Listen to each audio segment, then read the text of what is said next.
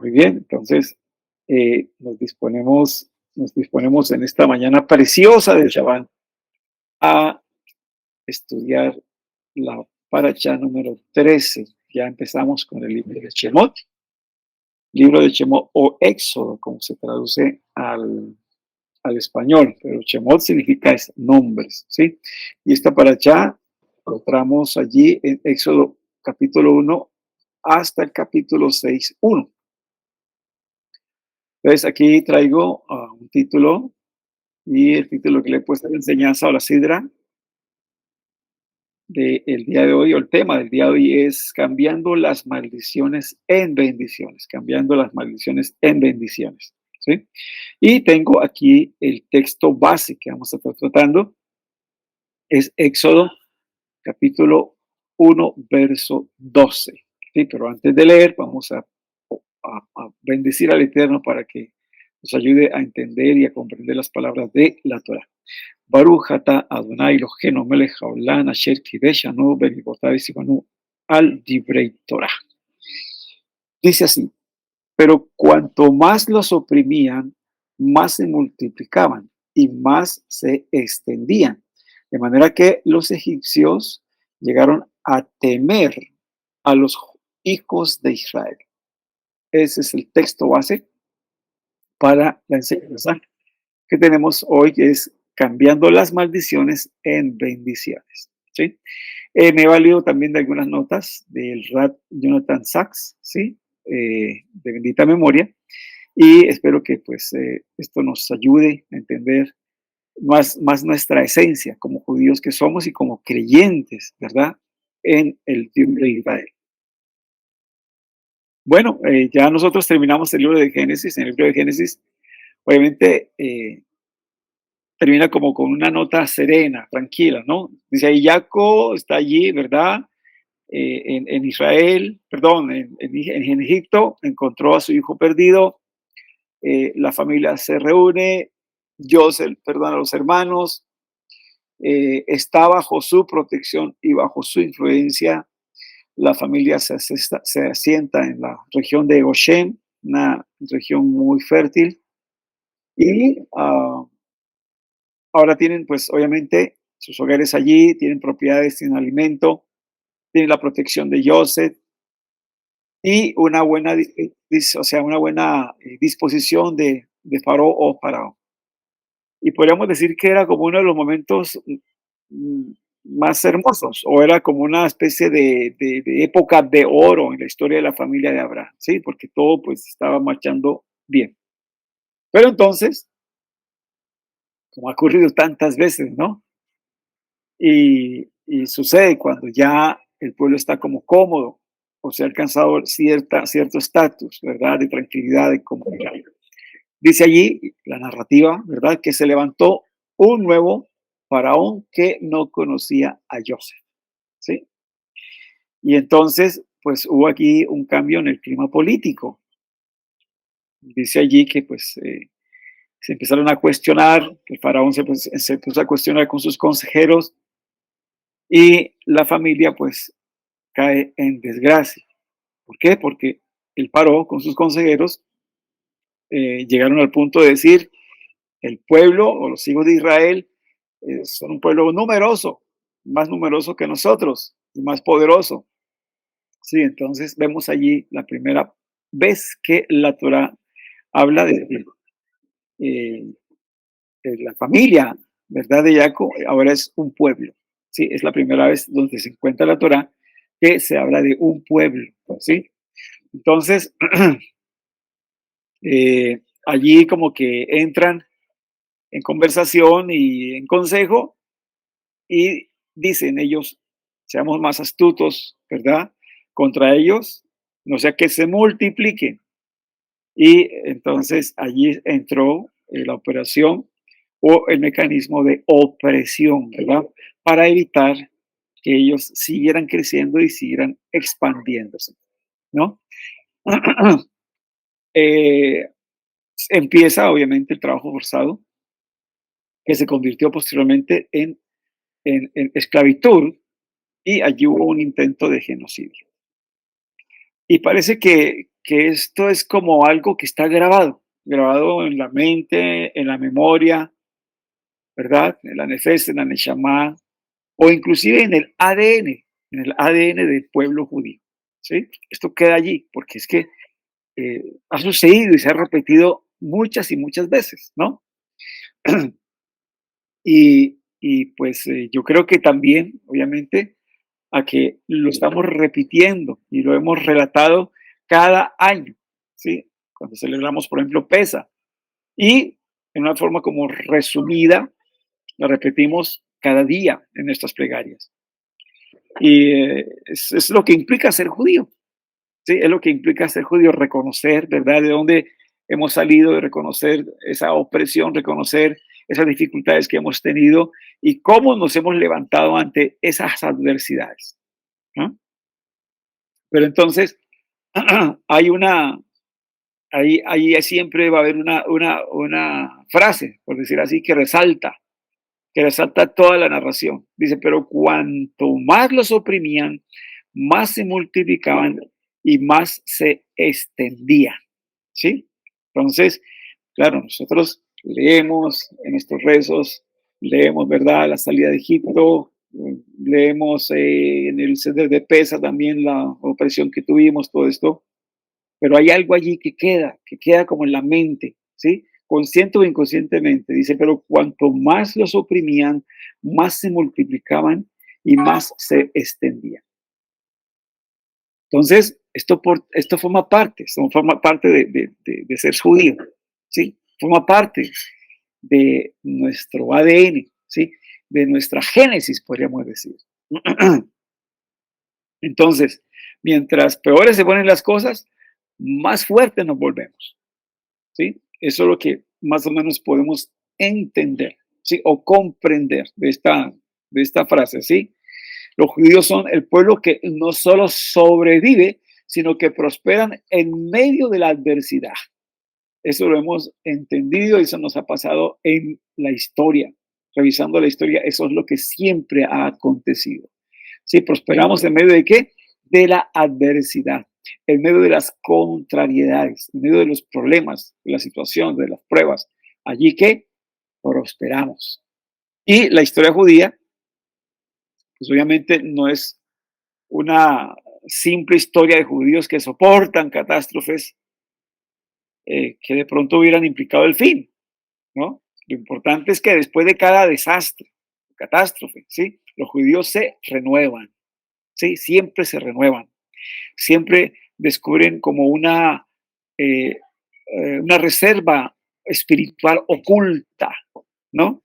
Y, eso alimenta esa forma de expresión colectiva como portadores del mensaje de Dios al mundo, ¿sí? Entonces, eso como que hace que busquemos, miremos y revivamos esa llama espiritual que está ahí oculta, ¿no? O encontremos alguna reserva espiritual, ¿verdad? Para esos momentos difíciles y poder allí ser portadores de ese mensaje del eterno al mundo, a pesar de las circunstancias, a pesar de las dificultades, de las pruebas, de las luchas, ¿sí? Entonces, cada tragedia engendró una nueva ¿qué? Creatividad. Cada tragedia siempre ha engendrado una nueva creatividad, ¿sí? Después de la división del reinado de Salomón, acuérdense ustedes que cuando muere Salomón se divide el reino en dos, ¿sí? El reino del sur y el reino del norte. El reino del sur, cuya capital era Jerusalén, y el reino del norte, cuya capital era Samaria. En el reino del norte se asentaron 10 tribus y en el reino del sur 2 tribus, ¿sí?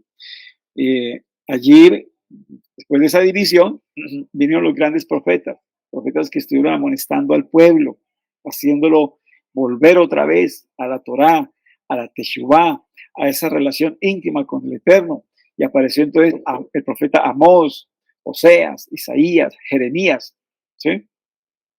Vino la destrucción del primer templo y obviamente el exilio babilónico tuvo lugar y obviamente allí hubo una renovación de la Torá en la vida de la nación. esa renovación empezaron con Yesezquiel o Ezequiel y culminó, ¿sí? De una forma muy, muy extraordinaria, ¿verdad? Con un vasto programa educativo. ¿Con quién? Con Esdras y Nehemías. Sí, ellos implementaron allí una, un programa de educación, ¿verdad? Para el pueblo. ¿Sí? Entonces, allí termina. Entonces, vemos que después de una gran tragedia, la destrucción, ¿verdad? Del primer templo, el haber sido llevados cautivos, ¿verdad? A Babilonia y volver otra vez del exilio hizo que se establecieran escuelas, programas de estudio, ¿verdad? Que implementó Ezra y Nehemías para todo el pueblo judío. De la destrucción del segundo templo, ¿qué podemos aprender? Pues bueno, allí surgió toda la literatura rabínica, que hasta entonces se preservaba, obviamente, en forma oral, ¿sí? En la tradición oral. Y entonces es cuando se compendia que la Misná, el Midrash, la Gemara, y de todo esto sale el Talmud, ¿sí? Entonces, vemos que después de una gran tragedia siempre viene grandes emprendimientos, grandes cosas, ¿no? De las cruzadas, por ejemplo, ¿sí? Surgieron los judíos askenazí, ¿verdad? O sea, no los judíos, sino, perdón, los hasídicos, los hombres, ¿verdad?, devotos askenazíes, eh, que llenó obviamente toda la espiritualidad en el norte de Europa. Tras la expulsión de España surgió que el círculo místico de Sefat, ¿sí? Que allí fue cuando empezó el asunto de la Kabbalah con el Ra Luria y toda esa inspiración de poesía y plegaria, ¿sí? Entonces todo eso, o sea, después de cada tragedia siempre hubo un renacimiento de algo mejor, de algo bueno, ¿no? De las persecuciones, por ejemplo, allí en Europa Oriental y toda esa pobreza que se vivió allí, surgió el movimiento jasídico y el resurgimiento del judaísmo a través de un flujo aparentemente intermitente de historia y canciones. ¿Sí? Entonces allí también salió, ¿verdad? Mucha alabanza, mucha adoración, ¿sí? En el peor de los momentos, ¿sí? Y hablando, obviamente, una de las tragedias, de las peores tragedias, como es el Holocausto, ¿sí? Tragedias en términos humanos, tuvo lugar el renacimiento del Estado de Israel, la máxima afirmación colectiva judía de vida en más de 2000 años.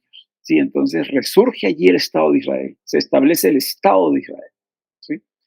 Entonces, eh, esto nos dice mucho, o sea, esto lo llevamos ya dentro de nuestro ADN, ¿sí? Esto es algo que llevamos todos los judíos. Cuando hay adversidad, cuando hay tragedia, ¿verdad? Es porque algo bueno viene, algo mejor va a surgir, ¿sí? Siempre tenemos esa mentalidad y vamos con esa mentalidad e insistimos en eso, ¿sí? Más o menos en la idea china, en la filosofía china, por decir así, crisis significa oportunidad, ¿sí? Así, en la idea china, ¿sí? En las cosas que ellos tienen en su filosofía, crisis también significa oportunidad. Entonces, si cualquier civilización puede ver la bendición dentro de la maldición, ¿sí? Ese fragmento de luz dentro de la más profunda oscuridad tiene la capacidad de ¿qué? De perdurar. Va a perdurar. Si puede ver y si podemos ver nosotros la bendición, ¿verdad? Que hay dentro de la maldición, o sea, dentro de esa crisis, de ese problema, de esa situación que estamos viviendo, adversa o como sea, podemos ver ese rayo de luz, podemos ver esa esperanza, entonces va a perdurar, va a perdurar, ¿verdad? Sí, allí la esperanza de que vamos a ver un mejor presente o un mejor mañana. Y en hebreo todavía es más claro, ¿no? En hebreo, cuando vemos nosotros la palabra crisis en hebreo, la palabra es mashber, esa es la palabra en hebreo, mashber, ¿sí? Y también significa silla de parto, silla de parto. O sea que cuando se entra en crisis es como si se entrara en una crisis de parto. Sí, ustedes saben que cuando entran los dolores de parto, sí, es cuando la mujer va a dar a luz, o sea, ya entra un trabajo de parto, entonces hay dolores allí, ¿sí? Y vienen esos dolores más fuertes, esas contracciones más fuertes, hasta que, ¿qué? Hasta que nace la criatura, y entonces obviamente eso es una gran bendición, ¿sí? Entonces, eso significa crisis, ¿verdad? En hebreo, que es mashber, ¿no? O sea, más profundamente, silla de parto. Y eso está como grabado en la conciencia judía, ¿sí? Esta idea de que el dolor de los momentos difíciles es una forma colectiva de contracciones, tal como cuando una mujer da a luz, entendiendo que algo nuevo, ¿verdad? Están haciendo, algo nuevo están haciendo. Entonces, esa es la concepción judía, ¿verdad? De crisis. O sea que cuando tengamos nosotros crisis, pensemos que estamos o entramos en un tiempo de parto, ¿sí? De dolores de parto, de contracciones, porque algo bueno viene. Detrás de toda esa maldición, detrás de todo lo malo, algo bueno viene, ¿sí? Eso siempre ha ocurrido así. Dentro de la historia judía siempre ha ocurrido así. Entonces, pensemos muy bien, ¿verdad? Que uh, detrás de todo lo malo que pueda acontecer, que esté aconteciendo, ¿sí? Puede ser lo peor, puede ser una enfermedad, puede ser una necesidad, puede ser una tragedia. Bueno, algo bueno viene detrás de todo eso. Algo viene, ¿sí? Y remitiéndome, por ejemplo, a las palabras del Rabshah, del rabino Saúl de Tarso, ¿sí? Él habla de que inclusive la misma naturaleza está con dolores de parto, ¿sí? Hace tiempo está con dolores de parto, ¿sí? Y dice allí que está esperando la manifestación de los hijos de Dios, ¿sí? La manifestación de todos los que somos hijos del Creador, está esperando, está ansiosa, deseando, ¿sí? El momento de redención, inclusive aún nosotros mismos gemimos o vamos a gemir, si no hemos gemido, vamos a gemir. ¿Cuándo gemiremos? Cuando venga el tiempo de la gran tribulación. ¿Sí? En ese tiempo de gran tribulación vamos a estar gimiendo, deseando ser revestidos, deseando ser redimidos, rescatados, ¿sí? Y eso tiene que venir. Y por eso tiene que venir para toda la humanidad, porque eso vendrá como un lazo, ¿sí? Vendrá como un lazo que nadie espera, ¿sí? Así como llega un lazo a un animal que estamos cazando, ¿verdad? Que no está tranquilo ahí cuando siente, ¿verdad? Que quedó enlazado. Así mismo vendrá la gran tribulación, donde todos seremos afectados, todos. Muchas veces pensamos, no, eso está allá en Medio Oriente, eso es allá en Medio Oriente, eso está muy lejos. No, va a afectar el mundo entero. Ve que nomás la guerra de Ucrania con Rusia, ¿cuánto no ha afectado? Ha afectado, ¿verdad? La parte comercial, la parte bancaria, ha afectado la parte productiva. Bueno, muchas cosas ha afectado, ¿sí? La parte energética. Entonces, así mismo ocurrirá, pero en una proporción mayor, porque dice allí nuestro Santo Maestro que habrá una tribulación cual nunca ha visto ni la habrá jamás, ¿sí? Entonces, allí en ese momento estaremos nosotros gimiendo, como la mujer que da a luz, que va a dar a luz, gimiendo, ¿verdad? Estaremos nosotros deseosos, estaremos nosotros de que ya venga la redención. Eso será algo que vamos a anhelar, pero intensamente. Ahorita podemos decir, ay Padre, sí, manda ya, da al Mesías, Señor, que todo esto se acabe. Sí, eso no es nada, eso son simplemente oraciones, ¿sí? Pero cuando venga la gran prueba que será para toda la humanidad, entonces ahí estaremos no orando, sino gimiendo de dolor, ¿sí? Gimiendo, deseando, caramba, esa redención final, ¿sí? Dice allí la carta a los de Italia, capítulo 8, verso 22, o Romanos 8, 22, dice, pues sabemos que la creación entera aún gime y sufre dolores de parto hasta ahora. Y no solo ella, sino que también nosotros mismos que tenemos las primicias del Rúa, aún nosotros mismos que vivimos en nuestro interior, aguardando ansiosamente la adopción como hijos, la redención de nuestro cuerpo, ¿sí? Que seamos allí, ¿verdad? Ser redimidos, ser transformados completamente. Entonces, eso va a venir. Aquí ya el apóstol experimentaba esos dolores, ¿sí? Por su llamado, por su entrega, por su servicio y por toda la persecución que él sufrió, porque él detalla por allá, ¿verdad? En una de sus cartas detalla todo lo que tuvo que sufrir, todo lo que ha sufrido, ¿sí? Entonces, allí vemos que él también pudo llegar a este punto de llegar él mismo a gemir, ¿sí? Él mismo a desear la redención, ¿sí?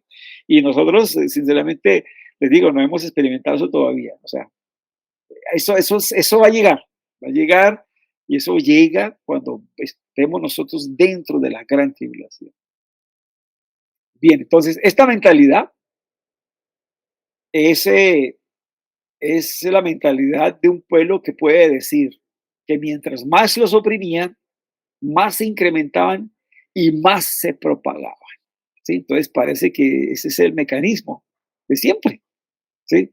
Que cuando más hay problemas, cuando más hay situaciones difíciles, cuando más hay situaciones contrarias, entonces cuando más buscamos nosotros consagrarnos, buscamos nosotros ser más luz, buscamos ser nosotros mejores, buscamos ese rayo de luz en medio de la oscuridad para que alumbre, ¿sí? En medio de la adversidad.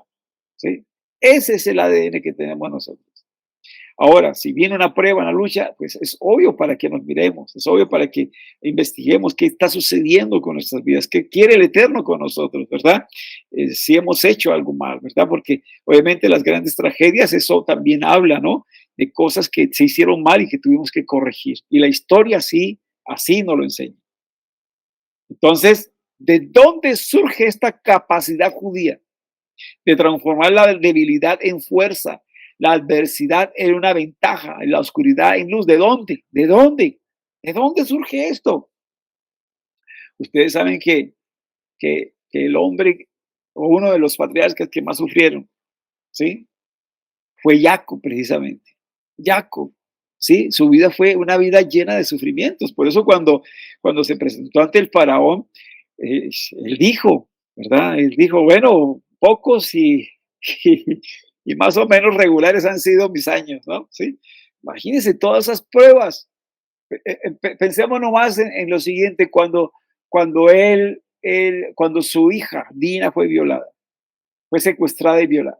Pensemos en ese momento. ¿Cómo pudo haberse sentido él? ¿A cómo pudo haberse sentido él?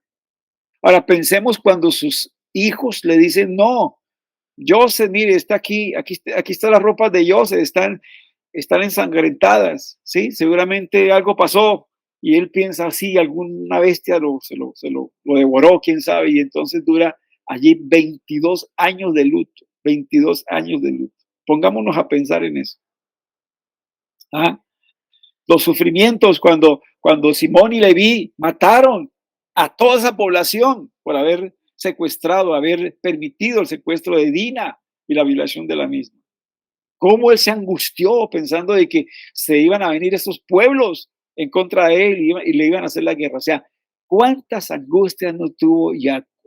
¿Cuántas angustias no tuvo Jacob? Y yo creo que él fue probado, ¿verdad? Al punto de que tuvo que luchar con un enviado del cielo, tuvo que enviar con un enviado del cielo y él tuvo que esforzarse por vencerlo y no lo dejó partir hasta que no lo bendijera. Entonces, yo creo que ese fue el momento más crucial, ¿verdad? Y ese fue el momento donde quedó en nuestro ADN, el prevalecer, ¿sí? El poder prevalecer a pesar de las pruebas, las luchas, las dificultades, a pesar de la guerra, a pesar de las necesidades, a pesar de la enfermedad, prevalecer, ¿sí? Y cuando recibió el nombre de Israel, Israel, ¿sí? Entonces, eso es. Allí cuando Jacob luchó con el ángel, ¿verdad? Toda la noche. Y cuando comenzó a amanecer, allí su adversario le suplicó, ¿verdad? Que lo dejara marcharse. Y él dijo, no te dejaré partir hasta que me bendigas, dijo Jacob. No te dejaré partir hasta que me bendigas. ¿Sí? Esta es la fuente de nuestra peculiar y singular obstinación. Esta es la fuente. Entonces, no desfallecemos. Podemos haber luchado durante toda la noche. Podemos estar cansados y exhaustos. Podemos estar heridos y cojear, como Jacob. Sin embargo, no dejaremos ir a nuestro adversario hasta que no hayamos extraído una bendición de ese encuentro. ¿Sí? Algo tiene que suceder, algo bueno tiene que haber después de lo malo. Después de la maldición, podemos nosotros ver la bendición. Y allí el Rashta nos habla algo interesante, que es lo que he venido hablando acerca de lo que va a pasar con nosotros en la carta a Corintios, a la comunidad de Corintios, en 2 de Corintios capítulo 4, verso 7. Dice, pero tenemos este tesoro en vasos de barro. ¿Cuál tesoro? Tenemos su presencia divina aquí con nosotros, en estos vasos de barro que somos nosotros, los cuerpos. Dice, para que la extraordinaria grandeza del poder sea del Eterno y no de nosotros. Afligidos en todo, pero no agobiados. Perplejos, pero no desesperados. Perseguidos, pero no abandonados. Derribados, pero no destruidos. ¿Sí? Lo que nos dice aquí el Rashta. ¿Por qué? Porque eso lo tenemos dentro de nosotros, está dentro de nuestro ADN ya, ¿sí? De que a pesar de las pruebas, tribulaciones, angustias, guerras, lo que tengamos, adversidades, enfermedades, no vamos a ser destruidos. Nos levantaremos y veremos la bendición, ¿sí? Entonces, esto no fue una concesión temporaria, sino que se transformó en la base de ese nuevo hombre, ¿sí? Y de esa nueva identidad que tenemos todos nosotros. Cuando a Jacob se le dijo, tu nombre no será más Jacob, sino Israel, es como si él hubiera tenido un nuevo nacimiento. Y eso es lo que hemos tenido nosotros. Hemos tenido un nuevo nacimiento. Y en ese nacimiento somos indestructibles. En ese nuevo nacimiento somos ¿qué? Eternos. En ese nuevo nacimiento tenemos vida para siempre. Entonces, sabemos nosotros que vamos a tener la victoria, ¿sí? Que siempre vamos a tener la victoria y que después de la gran oscuridad resplandecerá ¿qué? La luz. Entonces, Israel, el pueblo que luchó, ¿verdad? Con el Eterno y con el hombre y prevaleció. Es la nación que se fortalece con cada conflicto y con cada catástrofe. Siempre se fortalece, siempre, ¿sí? Israel, podríamos decir, y así lo dice la historia, es un país, vea, asombroso, rebosante de energía, rebosante de confianza. Es un imán de talento, ¿sí? Y de inversión. Es un caldero de innovación. Es un pueblo o una nación de excelencia a nivel mundial. ¿En qué? En tecnología aeroespacial, sistemas de irrigación, software, seguridad cibernética, farmacéutica, sistema de defensa, etcétera, etcétera, etcétera. Todo esto lo ha logrado ¿cómo? Con persecución, con hambre, con guerras, todo esto con pruebas, con luchas, con necesidades. Ha tenido que innovar, innovar, innovar, pensar, innovar, cómo salir adelante. Eso es lo que tiene Israel, ¿sí? Todo esto se deriva de la capacidad intelectual, ¿sí? Porque Israel no cuenta con recursos naturales, Israel no tiene recursos naturales. La tierra de Israel, ahí no hay recursos, por decir así, ¿verdad? Como lo tienen los países árabes, como lo tiene Rusia, como lo tiene los Estados Unidos, no, ¿sí? Y por no tener esos recursos, entonces ha tenido que innovar, ¿sí? Y no solamente eso, ¿sí? No tener recursos naturales, sino que está rodeado de qué? De vecinos que son enemigos, que quieren su exterminio total.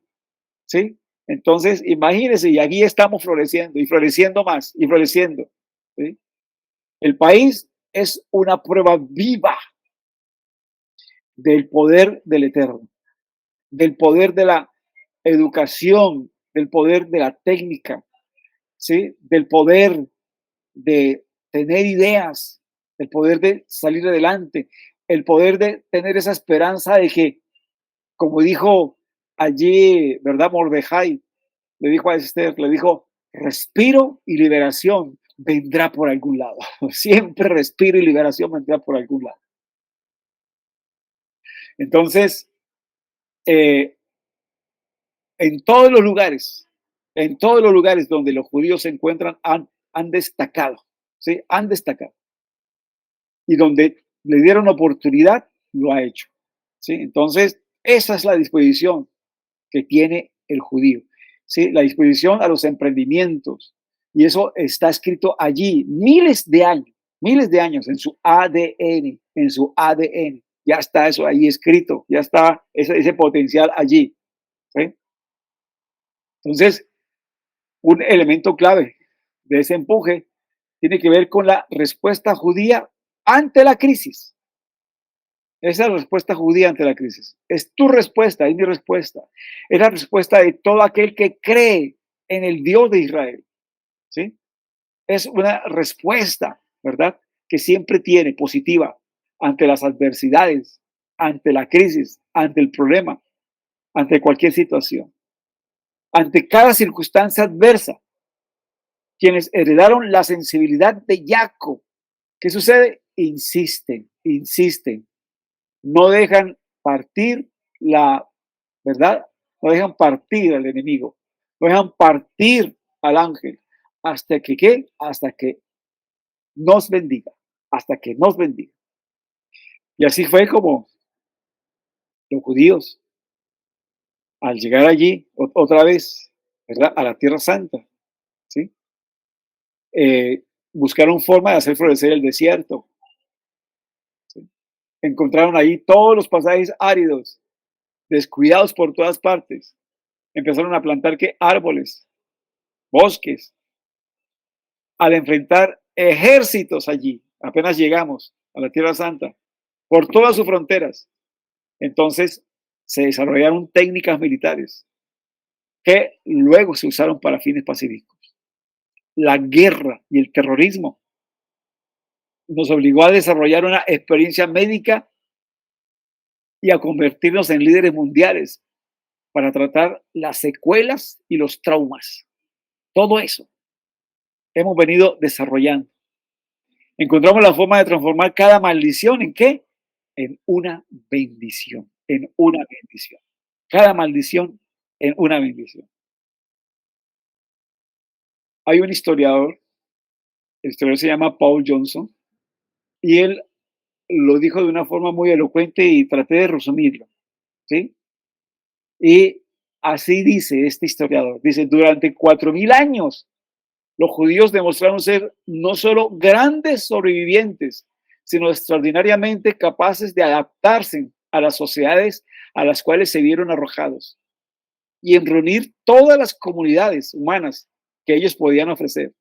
Ningún pueblo fue más fértil, enriquecido, enriqueciendo la pobreza o humanizando la riqueza, ni en transformar la mala suerte en un emprendimiento creativo.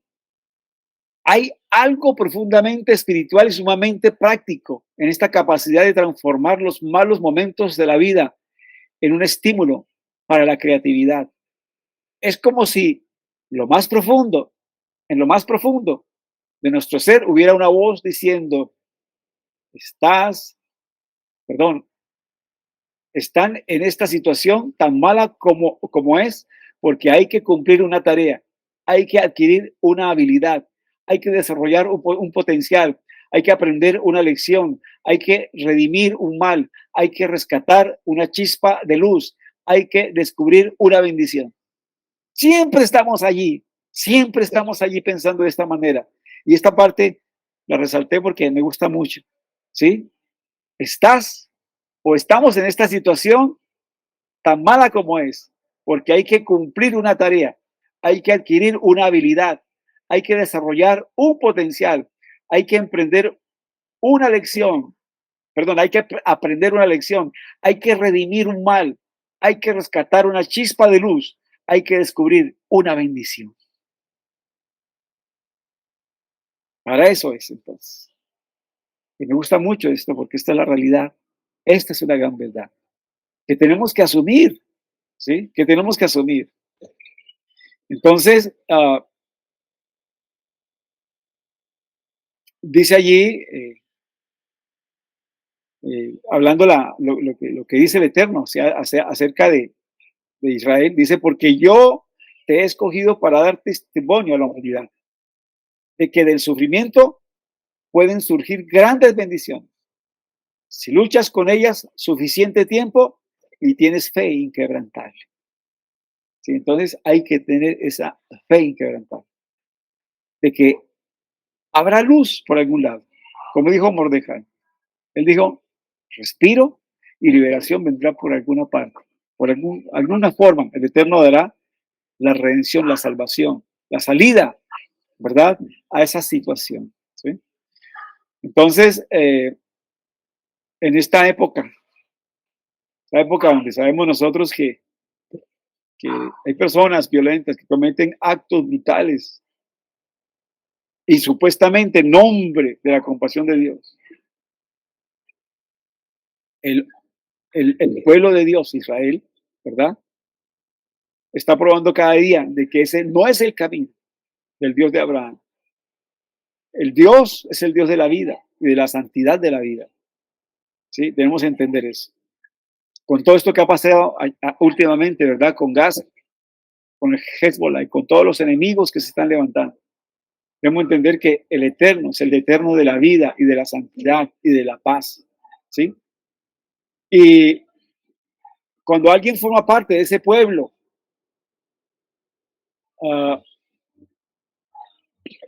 no debe perder la esperanza de que debe terminar.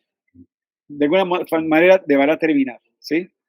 Y debemos recordar las palabras que están escritas allí en la Torá. Mientras más los oprimían, más se incrementaban y más se propagaban. Un pueblo sobre quien se puede decir esto puede ser herido, pero nunca derrotado. Puede ser violentado, puede ser derribado, pero jamás será derrotado. El camino del Eterno es el camino de la vida. Recordemos lo que nos dijo allí nuestro Santo Maestro, nuestro Maestro de Justicia. ¿Sí? Él dijo, yo soy la resurrección y la vida. El que cree en mí, aunque esté muerto, vivirá. Eso nos dijo nuestro Santo Maestro, el Mesías. ¿Sí? Él dijo eso. Él es la resurrección y la vida. Hemos creído en Él. Entonces, aun cuando estemos muertos, inclusive, vamos a vivir. ¿Sí? Y si Él nos da esa capacidad de levantarnos de entre los muertos, ¿qué es la vida con sus tribulaciones? ¿Qué es la vida con sus problemas? ¿Qué es la vida con sus necesidades, con sus vicisitudes? ¿Qué es la vida con sus enfermedades? No es nada. No es nada, porque si llegáramos a morir, vamos a vivir eternamente. Que así sea. Y que el Eterno lo envíe pronto y en nuestros días. Y podamos nosotros, ¿verdad? Ver después de tantas tragedias, de tantos problemas, de tantas situaciones que vemos a diario, que está pasando a diario, podamos ver siempre esa luz perfecta, esa luz que alumbra a todos seres, esa luz que viene a darnos la vida eterna y esa vida abundante. Mis amadas, mis amados, para todos, Shabbat Shalom. Shabbat Shalom y Shalom Ubrajo, paz y bendiciones para todos. Un abrazo.